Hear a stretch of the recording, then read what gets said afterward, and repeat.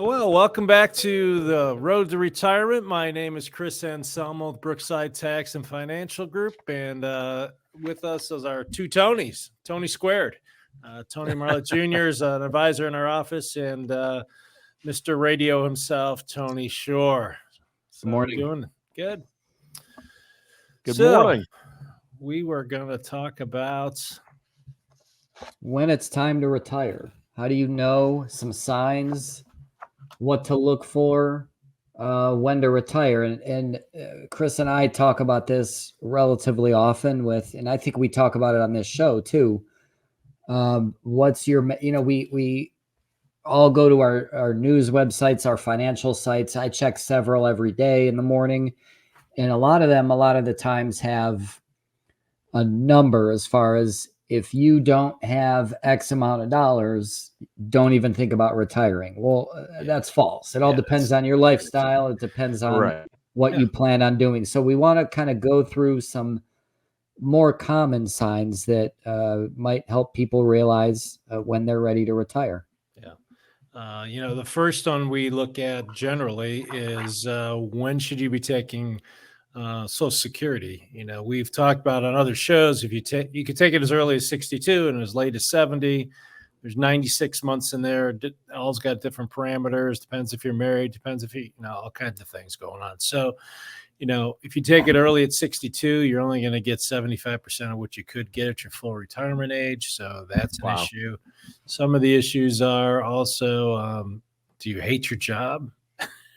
We had a lady. We had a lady in here yesterday, and she was like, "I just can't take my job anymore. Mm-hmm. Like I just." If it's affecting your everyday, your health, your mental health, nobody wants to stay in something like that. And if you have retirement savings, like a defined contribution plan, and you want those to grow a little bit longer, sometimes it makes sense to take Social Security early. Yeah, 62. But if you can help it, you're locking in a much lower benefit. Absolutely. And then if you ever do go back to work, they could take that benefit away, and you're still locked into the lower price. So it's not going to do you any good if you earn too much money, right? Plus, it locks in. Right. True. Plus, it locks in the your survivor benefit's going to be lesser too. So for your spouse. So but that's a good point. I think. Well, wait. I think Tony made a good point. I mean, if you're really, you can't stand your job or your boss, and Tony Marlett, how that feels. I absolutely know how that feels. You got to work with Chris. I mean, you got to be thinking, "Wow, this is hitting close to home here." Yeah, I know. I'm looking. Yeah, but Tony's only in his 40s, so barely 40. So, the other thing is, there is this full retirement age for most people. It's somewhere between 66 and 67. So, the critical part about full retirement age is if you still continue to work, if you're under your full retirement age, then they could penalize you and take some of the money back. So you really got to be cognizant of what your full retirement age is. But some people, if they like their job, and they might want to wait till 70. 70 is going to be the highest paycheck, but you get less checks, right? Right. So, if you take it at 67, you're going to have 3 years more checks than you do at 70. But so those are calculations we can run, right, Tony? We have software we can give them. Absolutely. And we don't know how long anybody's going to live, obviously, but a lot of this can be dependent on family history, your life expectancy. If longevity is in your family, maybe you wait a little bit longer with everything else being equal. If not, maybe you start a little bit earlier. And another reason for looking at this survey that kind of sparked this article, 40% of people listed outliving their assets as their chief retirement worry. So starting Social Security early, at least knowing that you're going to be getting those payments for life, and deferring taking your defined contribution and your investments might work in your favor if that's your concern. Yeah, but that radio voice could go forever, right, Tom? Well, that's as long as you don't smoke and all that kind of stuff. Yeah, as long as my voice holds out, I'll be co-hosting this show. So. Yeah.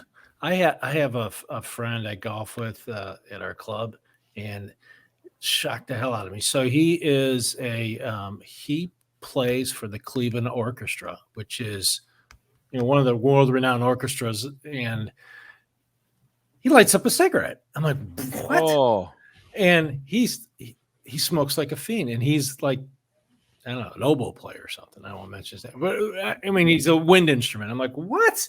And he goes, yeah, that doesn't make sense. yeah. So but I always thought if you doctors smoke too. smoked, your voice sounds better. Sometimes smokers are like the gravelly. best voices, like the best radio people. So, Yeah, the ones that drink and smoke have that gravelly Yeah. voice. Right. Yeah.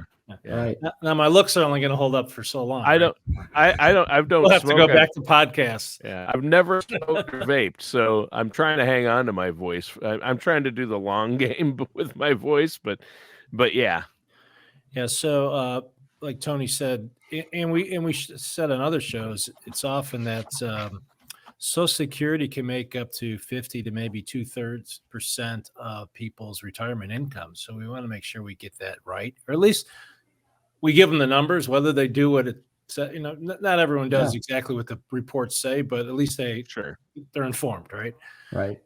Next thing is, where are you at with your debt? Is your house paid? Or your car's paid? Do you have a lot of credit card debt? Are you paying off school loans for your kids? I mean, all that comes into play. Like if you stop working, the money starts coming in. Can you still maintain those debts and still live your lifestyle? So, we want to try and get as debt free as we can when we're getting close to retirement. Look, everyone's like, you almost have to use credit cards. I remember last time, and I'm a cash guy. Like places don't even take cash, right? But you have to make sure you're paying them off every month. And I was trying to tell my kids, I understand the whole, it's easier. Employees aren't stealing money and all that, but I'm like, it's too easy to spend. Like you only have $20 in your pocket. The most you're going to spend is $20. Right. So if the thing's $28, you're not buying it. With a credit card, you're like, hey, there you go, put on the credit card. So yeah. But Well, you got to be responsible, like you said, and then if you do have debts, it makes saving for an emergency a little bit harder too. So when you get into retirement, you're going to want to have that emergency fund, but you're also going to want to have, for the most part, any debt paid off. I use the example. This is hard for me to think about, but you mentioned I'm in my early to mid 40s. If my wife and I move, and let's say we do a traditional 30-year mortgage, I'll be 73 by the time that thing's paid off. That's if I move today. So right. and that's not even including any kids or college or anything like that, paying that stuff off. So you have to think about that too. Might have to get a little more aggressive with paying down a mortgage if you don't want if you want to work until your home is paid off, which we see a lot of people do, and you're in your mid 40s, you have to think about that. Yeah. And as financial guys, don't take the 30-year mortgage. I mean, yeah, really. Take the 15. I mean, if you see the amount of interest you pay in a 15-year loan versus a 30, I mean, look, you're paying for 15 more years. Well, with housing prices the way they are now, a lot of people, even if you're pretty well off, if you have a decent budget, I don't know if you can afford to do a 15-year with the way you have to buy a smaller house. The interest rates. I mean, you're talking interest rates went up. Yeah, interest rates went up yesterday too. So that's smaller house can still cost you, $500,000 depending on where you're at in the country. Yeah, we were out in Denver, and I don't know if I mentioned this on another show, but there was an article, I don't know if one of the papers, national papers, about the median prices of houses in the top 25 cities in the country, and in Cleveland was the second lowest. Their median price was maybe 190 some thousand. My son, who lives out in Denver, the median price was 651,000. Wow. Yeah. That's the median price. That's like the average. I'm like, what the heck? My sister and her husband live in Boston, and they both work. They both have good jobs, and they can't buy a house. They literally cannot. They have to rent. So you're right. It's tough out there in other markets. So the second list on our item was, you got to get a good handle, good control of your debt. So there's some debt that could be okay. Like interest rates are super low the last few years. So if you got a really low interest rate on your house, maybe you don't want to pay that off. I know when we built our house, like we could have probably paid for the house, but I think I got a rate of like 2.5%. Like, how could I not take that rate? Right. So you just got to be smart about your debt. So, Right. and for the next generation, I think the big one that I don't think we had in our generation, except for our kids, but it was college. And when I went to college was 4, 5,000, 6,000 a year. Now it's 60, 70, 80 grand a year. So I don't, Yikes. it's just nuts. And Tony's got some ready to go to college, right, Tony? I have 2 in college, Oh, and one that's looking. So of the 3 kids, they're all going to be in college after next year. But yeah, my daughter, luckily, my middle daughter got a full ride scholarship. God bless her. Nice. God bless you. to St. Thomas, and my son is in grad school, med school, to be a PA. Okay. So he's that's on his way. costly. He Yeah. had to take out loans for that. Mom and dad can't cover that. Yeah. But he owes very little on his 4-year degree that he got. So that leads right into the next numbered item. Yeah, if you're supporting parents or children. So Adult children and parents. we call, sometimes people call Gen Xers, the sandwich generation, because you could be supporting children and you could be supporting parents. So Tony just raised his hand. Yes. Yeah, that could happen. Even I'm there with my parents. My mom has Parkinson's, and she is not going to assisted living, and they're not sure how they're going to pay for it. So my wife and I are involved with that. Plus, we have kids going to college and one still at home. So that is, we're feeling the crunch. We're being smashed between. I would say Tony's not ready for retirement. I would say I'm going to be working for a while. I feel like, I don't know about the sandwich generation. I've heard that too, but being smashed between 2 pieces of soft bread, it sounds a lot better than, I think it's more like bricks, like a brick sandwich. A brick. You're probably right.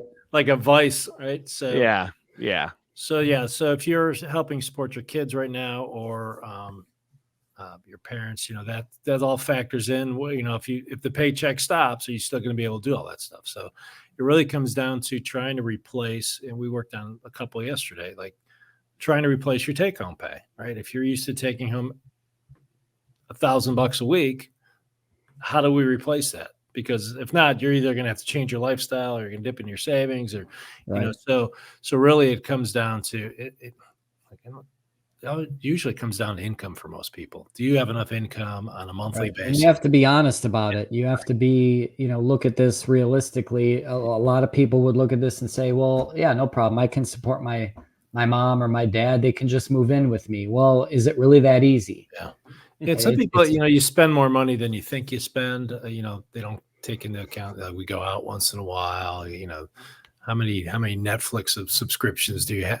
So all those. We're kind so of things. guilty of that. Oh yeah. So my wife and I, we don't go out that often, but like you're going to spend money, and I tell a lot of our clients, I think it's a myth that you're going to spend less in retirement. I say you got 6 Saturdays and a Sunday. Before 9 to 5, you were making money. Now 9 to 5, you could be spending money. So you just gotta. So you really got to work on. The next topic. The next topic is a budget. Creating a budget. It doesn't have to be the penny, but it should be pretty close. I mean, how much you spend for utilities, how much you spend for this. And sometimes when you're working, you're like, look, I'm not bouncing any checks, so I guess we're okay, right? So, but how much do you really spend a month? The one that people forget about a lot is insurances. Absolutely. Health insurance. Not even health insurance, homeowners insurance, car insurance. If you go before 65, pet insurance. That's why they got the largest buildings in all the cities, right? I mean, just think, for myself, we got disability insurance, we got life insurance, we got health insurance, we got car insurance, we got auto insurance, we got stuff for the buildings, and it's just. If you retire before Medicare eligibility, you're going to have either COBRA or Affordable Care Act, or self-insure, and the cost difference is double, sometimes triple. Yeah, outrageous. The cost, if you have to insure yourself between when you leave your job and when you're eligible for Medicare, it's my neighbor. He had to he kept working, literally because of that cost. Most people who are used to collecting a paycheck don't realize how much insurance is because they haven't paid or they pay a very small portion of it. But it's not uncommon that insurance is $1,500 to $2,000 a month. Wow. Right. I mean, I know, look, as an employer, like I don't know how many people we have in the office here, but we spend at least $10,000 a month just on health insurance. It's crazy. We have a small office, right? So, I mean, so when you leave and your employer's usually, let's say your employer's, you don't know, but the employer's paying $1,500 a month for your insurance. When you leave, all of a sudden, and you're not retirement age and Medicare is not kicking in, and you might not be even able to get $1,500 a month because you have to get your own plan. So it's just something to factor in. So when we talk about insurances, there's a lot of insurances. We mentioned a few of them, but so the key thing is really work on the budget and try to eliminate some things that you don't really like. How many subscriptions or apps you have on your phone that you're not using, and it's only $9 a month, right? But eventually those add up. You got 10 of them. That's $100 a month, right? Yeah. I think there's some. I saw some ad on TV about an app that manages the apps to see if you're still using the apps and turns off the apps. I mean, like, there's another app, right? So I forgot Truebill. An app to manage your apps. I think it's called that. Truebill or something. I haven't really looked into it, but it like keeps track of your subscriptions and sees if you're using them and cancels them. I think it is Truebill. Yeah. And it's an app to manage your other apps and streaming services. Yeah. And it's a monthly service. So counterproductive. Exactly. So the one where we could probably help the most is, after you got your budget, and let's say you need $4,000, you need $1,000 a week, whatever. How do we get that? Do we get that? If you're lucky enough to have a pension, do we maximize your Social Security?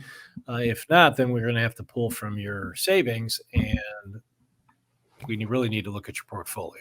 Yeah, and I mean that's a good point. You brought it up earlier how we work backwards. We look at somebody's, just as a default kind of a starting point, we look at somebody's net income now and work backwards. How are you going to get to this number? If it's a pension, Social Security, whatever it may be, and then we bridge the difference with any savings. But if we're drawing down from, say, your IRA or your 401k, you can't just take money from that and not replenish it.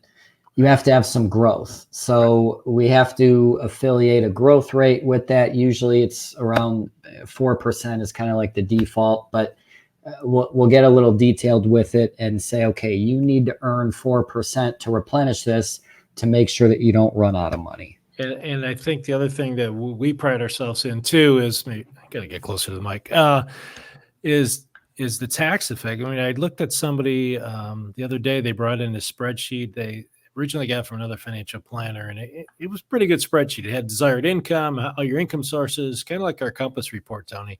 And, but they didn't factor in taxes.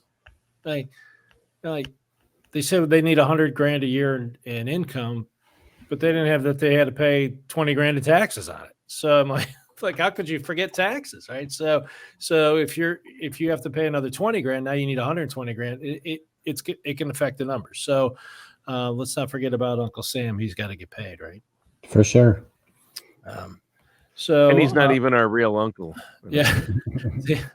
So the thing that we find in portfolios most of the time, a couple things. One is it's not that you're too aggressive. It's not that you did anything wrong. It's just, you've been investing as an accumulator for years, and now it's maybe time to get a little less aggressive because we don't have time on our side. So if we do have a 30%, I hate to use the word correction, like market drops 30% in 6 months, it might take 2, 3, 4, 5 years to get back, right? I mean, the last time it dropped in 2000. It was 08, 09. 08, 09. There was not, I mean, it took like 5 years, 6 years to get back, right? So it's not, the roller coaster goes down a lot faster than it goes up, right? So typically, it went up pretty fast after the COVID drop, but that wasn't quite to the same extent that we're looking at now or back in 2008. It's a little different. That was more of a correction than a bear market. If you're 70 and you lose a third of your portfolio and it gets worse because if you're pulling out of, we give the example of, if you're pulling out 5% and then all of a sudden your portfolio drops in half, now you're pulling out 10%, you might run out, right? So we have to we have to be cognizant of how much you're taking out. We don't want to take so much risk that the risk can really jeopardize your retirement. So I tell most people when they come in, look, there's only two things that are really going to screw up your retirement. One is health. Like if you get sick and, health is an issue, right? And two is losing a lot in the stock market, right? So if you lose a lot in the stock and bond market, that's going to affect your retirement. So you need a balance. You can't have everything tied up in the stock market if you're in retirement typically. Yeah, and we talked about on other shows, there are some newer products out there that give you some cushion. So if the market goes down, maybe you don't lose anything. And there's some that are, completely risk-free. But those things, the average consumer out there, customer out there doesn't really know that's out there that we can help them with. So really setting up a portfolio, we don't like to see a lot of overlap. You got 16 different mutual funds and they're all buying the same 6 stocks, right? So let's just go out and buy the stocks and not pay all the mutual fund companies to buy it for you. So we see a lot of overlap, and so that can be expensive. So if we can whittle down the expense ratios for all those, maybe that could save you a little bit of money. So those are the kind of things we look at, and don't be paying a lot of commissions, right? Yeah. Asset-based fee is a lot of what we talk to people about, obviously, like we talked about on the last show. We do better when you do better. The percentage is based on the balance that we're actually managing. So it works out that way. It puts us both on the same side of the table. Yeah. So what else we got there? So the last one, I think this is the last one, to make sure, I guess I can see how this would help. This is probably should be number one. To make sure that you and your spouse are aligned as far as either retiring together or agreeing that one can retire and one's going to keep working. Well, I mean, that can create some problems. No, I mean, sure. I mean, actually, when people come in, and I've done this, and I don't want to say it's rude, but if the husband comes in alone, you got to go home and get your wife, right? Yeah. I mean, we can't make these decisions without your wife, right? No. Because ultimately, the wife rules, right? So, Tony hasn't been married long enough yet, so but he'll get there. He'll get there. He'll be in our. I don't know. What? The wife rules? I don't know. No, but I mean, these are super important decisions. You don't want to make them alone, and then it's easier for us to explain it to both people, because if it's like that kindergarten exercise. I tell Tony, whisper something in his ear, and by the time he gets around to the end of the room, it's a pink elephant, right? So.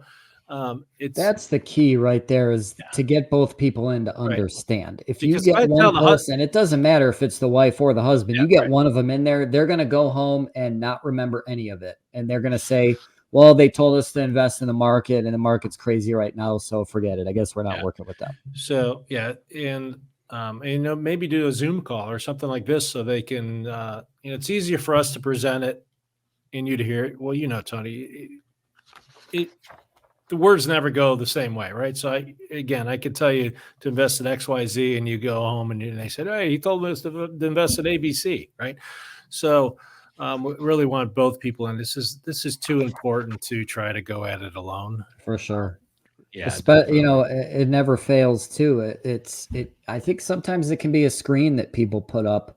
Yeah. One might come in and they might say, well, I don't want to bring my spouse because I want an out if I, for whatever reason, don't like what I hear. Yeah. But either way, all we ever ask is that you're straightforward with us. I'll never get mad at somebody for being straightforward with me as far as whether it's positive or negative. I'd rather just know. I mean, we can't take any action until you say yes. Correct. Yeah. We can recommend all day long. It's up to you to implement. Here's the plan. Here's what we propose. If you like it, we do it. If you don't like it, shake hands and, we part as friends. But I think the problem was when we have the lone wolf is things keep getting delayed. Now it's 6 months, it's another year, and health could change, markets could change. So when you're ready to retire, you got to get serious about it. So. Yeah, and you have to work with a financial services professional like yourselves. You don't go it alone. You guys know the pitfalls to avoid, and I think that's a good place to wrap it up and let our listeners know how they can set up that consultation with you. I was all ready for you. Look at that. So for those of you who are listening, there's the radio man. He's not- leading you right in there. and not watching, phone number on the screen, 440-886-3550. You can schedule with myself or Chris at brooksidetax.com as Or well. Jeff's in here. He's in the other room, but we've done some radio shows with Jeff too. So Absolutely. yeah. So, All right, and I want to give that number again. It's 440-886-3550. Pick up the phone, get a complimentary strategy session. You can run that Compass report for our listeners out there, and the Social Security maximization report you talked about. These are valuable tools, and I know that initial consultation, there's no cost or obligation. So I'm really encouraging our viewers and listeners to go ahead and do that, because take that opportunity. Get a second opinion if you already have a plan. If you don't have a plan, wow, now is the time you need one. Good one. Right now. Yep.